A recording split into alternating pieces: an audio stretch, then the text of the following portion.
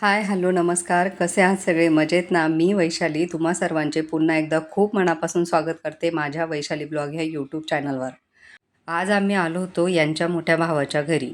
जाऊबाईने आम्हाला चहा नाश्ता दिला आणि चहा नाश्ता करून झाल्यानंतर अशाच आमच्या गप्पा चालू होत्या आणि तेव्हा मग आमचे दादा आम्हाला सांगत होते की आमच्या घराच्या बाजूला एक तुळजाभवानी मातेचं मंदिर आहे आणि आज आत्ता तुम्ही आलेतच आहात, तर आपण आज जाऊया तुळजाभवानीच्या मंदिरात. मग आमचे मोठे दादा आणि जाऊबाई आम्हाला घेऊन तुळजाभवानीच्या मंदिरात आले.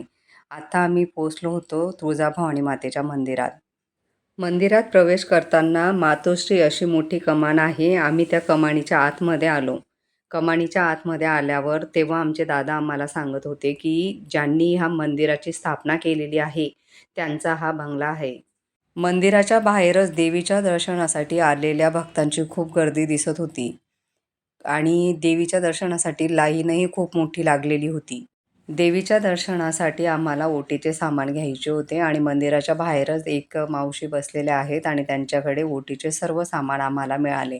आम्ही ओटीचे सामान घेतले आणि आम्ही पण देवीच्या दर्शनाच्या लाईनीला जाऊन उभे राहिलो. दादा आम्हाला सांगत होते की तुळजाभवानी चौक चिंचपाडा गावामध्ये हे आपल्या कुलस्वामिनी आई तुळजाभवानीचे मंदिर खूपच प्रसिद्ध आहे. इथे राहणारे सर्व रहिवासी नित्यनेमाने या मंदिरामध्ये दर्शनाला येतात आणि नवरात्रीमध्ये ह्या मंदिरामध्ये महाप्रसादाचे आयोजनही केले जाते. सर्व स्त्रिया ह्या तुळजाभवानी मातेच्या मंदिरामध्ये येताना आपल्या घरूनच ओटी घेऊन येतात आणि खण नारळाने ह्या देवीची ओटी भरतात. तुळजाभवानी आईच्या मंदिराला फुलांनी छान अशी सजावट केलेली आहे आणि आत्ता आमची लाईन बऱ्यापैकी संपत आलेली आहे आणि आत्ता आम्हाला थोड्याच वेळात तुळजाभवानी आईचे दर्शन होणार आहे.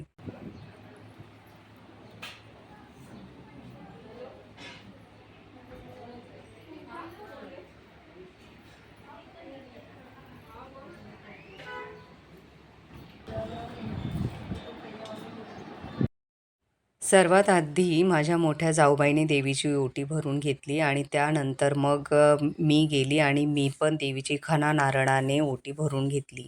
देवीच्या आजूबाजूला 2 सेवेकरी आहेत आणि तिथे गेल्यावर आपण जेव्हा ओटी भरतो तेव्हा त्या 2 मावशी ज्या आहेत त्या आपल्याकडून ओटी घेतात आणि देवीच्या चरणाशी ठेवतात.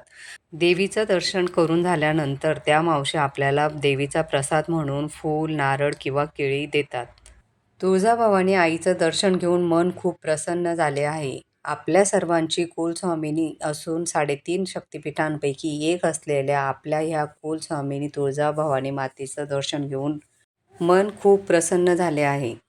देवीला फुलांनी खूप सुंदर अशी सजावट केलेली आहे आणि देवीच्या एका बाजूला घटांची स्थापना केलेली आहे. घटांची सजावट बघा किती सुंदर केलेली आहे आणि प्रत्येक घटाला फुलांनी छान अशी सजावट केलेली आहे.